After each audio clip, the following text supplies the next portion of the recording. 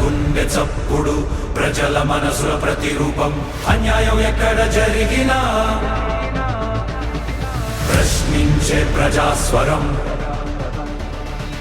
VVD news నిజమే మా బలం వివిడి న్యూస్ ప్రజలే మా దిశ నంద్యాల నుంచి ప్రపంచం దాకా ప్రతి వార్త మీ ముందుకే నిజాల వెలుగు ప్రజల గొంతుగా వివిడి న్యూస్. నంద్యాల పట్టణంలోని దళితవాడల్లో నెలకొన్న సమస్యలను వెంటనే పరిష్కరించాలని డిమాండ్ చేస్తూ కేవీపీఎస్, సిఐటియు, డివైఎఫ్ఐ కమిటీల ఆధ్వర్యంలో నంద్యాల మున్సిపల్ కార్యాలయం ఎదుట నిరసన కార్యక్రమం నిర్వహించారు. అనంతరం తమ డిమాండ్లతో కూడిన వినతి పత్రాన్ని మున్సిపల్ అసిస్టెంట్ కమిషనర్ కు అందజేశారు. దళిత కాలనీలకు సిమెంట్ రోడ్లు, డ్రైనేజీ కాల్వలు నిర్మించాలని, శ్మశాన వాటికలకు స్థలాలు కేటాయించి అభివృద్ధి చేయాలని నాయకులు కోరారు. డంపింగ్ యార్డులను జనావాసాలకు దూరంగా తరలించడంతో పాటు తాగునీటి కుళాయిలు, వీధి దీపాలు, మరుగుదొడ్లు, కమ్యూనిటీ స్నానశాలలు వంటి కనీస మౌలిక వస్తువులు కల్పించాలని డిమాండ్ చేశారు. సమస్యలను పరిష్కరించకపోతే ఆందోళనను మరింత ఉధృతం చేస్తామని హెచ్చరించారు.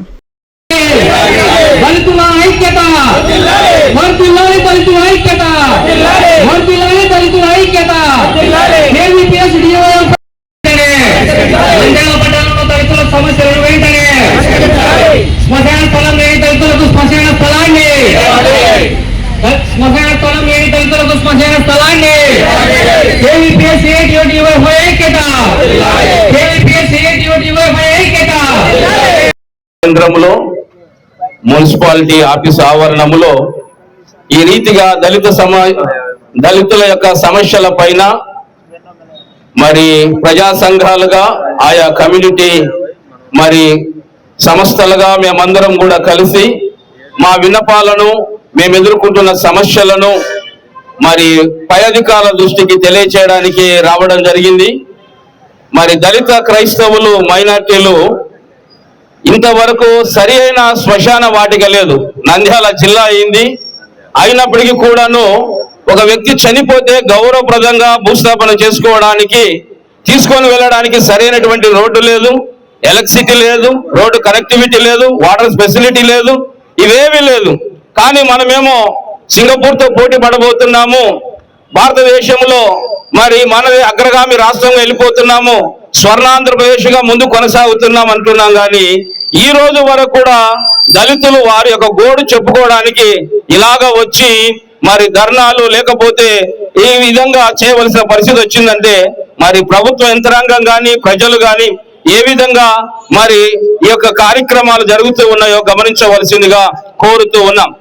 దరిదాపుగా 2014 సంవత్సరం నుండి కూడా దళిత క్రైస్తవులకు ఒక కమ్యూనిటీ హాల్ కావాలని, దళిత క్రైస్తవులకు శ్మశాన వాటికలకు స్థలం కేటాయించాలని కోరడం జరిగింది. అయినప్పటికీ కూడా ప్రభుత్వ అధికారులు చెప్తున్న మాట మరి ప్రభుత్వ స్థలాలు లేవంటున్నారు. మిగతా వాటికైతే ప్రభుత్వ స్థలాలు ఈజీగా అందుబాటులో ఉంటూ ఉన్నాయి. మరి అయినప్పటికీ కూడాను ఇంతవరకు కేటాయించలేదు. నంద్యాల మున్సిపాలిటీ అధికారులకు కూడా తెలియజేస్తున్నాం, మేమందరం పన్నులు కడుతున్నాం, పట్టణాభివృద్ధికి సహకరిస్తున్నాం, మా వంతు యొక్క సహకారాన్ని, ప్రోత్సాహాన్ని కూడా అందిస్తున్నాం. మరి దయచేసి ప్రభుత్వ అధికారులు కూడా మరి దళిత క్రైస్తవుల సమస్యలను పరిష్కరించాలని కోరుతూ కేవీపీఎస్ ఆధ్వర్యంలో జరుగుతూ ఉన్నటువంటి ఈ కార్యక్రమానికి క్రిస్టియన్ చేసి కూడా తమ వంతు మద్దతును ప్రకటిస్తూ సంఘీభావంగా ఈ కార్యక్రమంలో పాల్గొనడం జరిగింది. మరి మైనార్టీ అంటున్నాం. క్రైస్తవ మైనార్టీలకు క్రిస్మస్ లో ఒక హైటెక్ క్రిస్మస్ ప్రోగ్రాం తప్ప సంవత్సరం అంతా కూడా ఖాళీనే, ఏమి లేదు. ఆ క్రిస్మస్ ప్రోగ్రామ్ కు భోజనం పెట్టి ఇదిగో క్రైస్తవులకు మేము మేలు చేసినాము అనడమే తప్ప ఇన్ని రకాలుగా ఇబ్బందులు పడుతూ ఉంటే మరి దళిత, క్రైస్తవ, మైనార్టీలకు మేలు చేయాలని కోరుతూ ఉన్నాం. Thank you. కుల వివక్షత వ్యతిరేక పోరాట సంఘంగా, సిఐటియుగా, ఎస్ఎఫ్ఐ, డివైఎఫ్ఐ ప్రజా సంఘాల ఆధ్వర్యంలో గత 20 రోజుల నుంచి దళితవాడల పరిస్థితులు ఎట్లా ఉన్నాయి, దళితవాడల సమస్యలు ఎట్లా ఉన్నాయి,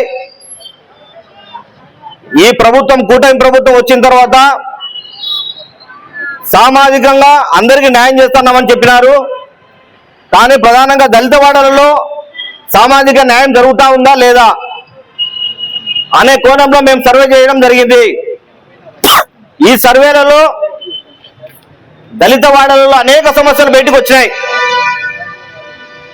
బయటపేట పరిస్థితి అయితే చాలా ఘోరం. అక్కడ ఉండే అందరు పేద ప్రజలు కూలీ నాలు చేసుకొని బతికే జీవనం చేసే వాళ్ళు వారిని పూర్తిగా అంటరాని వరకు చేసి పడేసినారు మున్సిపాలిటీ వాళ్ళు. ఎంత ఘోరం అంటే అక్కడ పోయి కాలువలు తీసే పరిస్థితి లేదు. ఈగలు దోమలు రాకుండా బ్లీచింగ్ పౌడర్ వేసే పరిస్థితి లేదు. వాళ్ళ కాలువ వాళ్ళే తీసుకుంటున్నారు, వాళ్ళ చెత్త వాళ్ళే పడేసుకుంటున్నారు. ఇలా ఇంత దౌర్భాగ్యమైన పరిస్థితి ఎంత ఉందో ఆలోచించాలా. కమిషనర్ గారితో మాట్లాడితేనేమో మేము బ్రహ్మాండంగా చేస్తున్నామని చెప్తా ఉన్నారు. అక్కడికి పోతే ప్రజల దగ్గర పోతే కాలువలు తీసే పరిస్థితి లేదని చెప్పినారు.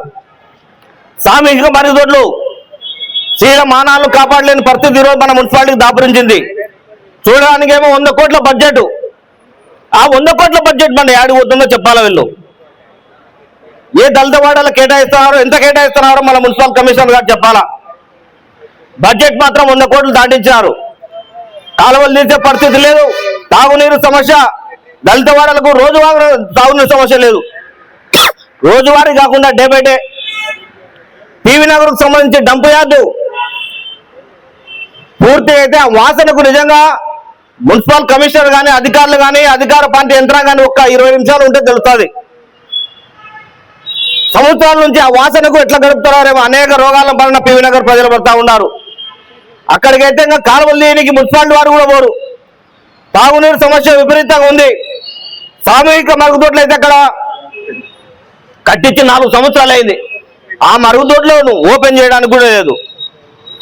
వైఎస్ఆర్ నందమూరి సంబంధించిన శ్మశానానికి సంబంధించి ప్రభుత్వం కేటాయించింది, దాని డెవలప్మెంట్ లేదు. ఇంకా దళితులకు ఏం న్యాయం చేస్తా ఉందో ఈ కూటమి ప్రభుత్వం చెప్పాలా. సామాజికంగా మేము న్యాయం చేస్తా ఉన్నామని చెప్తా ఉన్నారు. ఇన్ని సమస్యలు నెలకొన్నాయి. ఇవే కాదు, నంద్యాల పట్టణంలో శ్మశానాలు లేక అల్లాడుతూ ఉన్నారు. కాబట్టి ఈ సమస్యలన్నింటినీ పరిష్కరించాలని చెప్పి ఈ రోజు కమిషనర్ ఆఫీస్ లో ధర్నా చేస్తా ఉన్నాము. ఓకే, ఈ రోజు వచ్చిన విన్నపాలన్నీ విన్నానండి. ఎంసీ గారితో మాట్లాడి ఏం చేయగలిగితే, ఎంత తొందరగా చేయగలిగితే మా సైడ్ నుంచి అంత తొందరగా చేసే ప్రయత్నం చేస్తాం. మేడం, మీ పరిధిలో చాలా వరకు ఈ రోజే నిర్ణయాలు తీసుకొని చేసేటువంటి కార్యక్రమాలు కూడా ఉన్నాయి మేడం. అది ప్రయారిటీని బట్టి ఏదైతే తొందరగా సిబ్బందిని పెంచుకోండి. అంతేగాని నెలల తరబడి దళిత వాడల్లోకి వెళ్లాలంటే చాలా ఘోరంగా ఉంది పరిస్థితి. కాలువలు నిండిపోయి ఇందులోకి నీళ్లు నిలబడుతున్నాయి. అక్కడ చిన్నపిల్లలు ఆడుకుంటే కాలువలో నిలబడుతున్నారు. అన్నం తినాలంటే భయం అవుతుంది. ఎందుకంటే అక్కడ ఖచ్చితంగా అండి ఎంసీ గారి దృష్టికి తీసుకెళ్తాను. ప్రయారిటీని బట్టి ఏదైతే మేము చేయగలమో అది చేస్తామని చెప్తున్నాను. వివిడి న్యూస్ టీవీని తక్షణమే సబ్స్క్రైబ్ చేసుకోండి. నోటిఫికేషన్ కోసం బెల్ ఐకాన్ క్లిక్ చేయండి. మరిన్ని అప్డేట్స్ కోసం ప్రతి ఒక్క కుటుంబానికి ఉచిత ప్రకటనలు వచ్చే విధంగా మీకోసం మీ ముందుకు వివిడి న్యూస్ టీవీని ఏపీ ఫైబర్ నందు 99వ ఛానల్ మరియు యూట్యూబ్ నందు వీక్షించెదరు.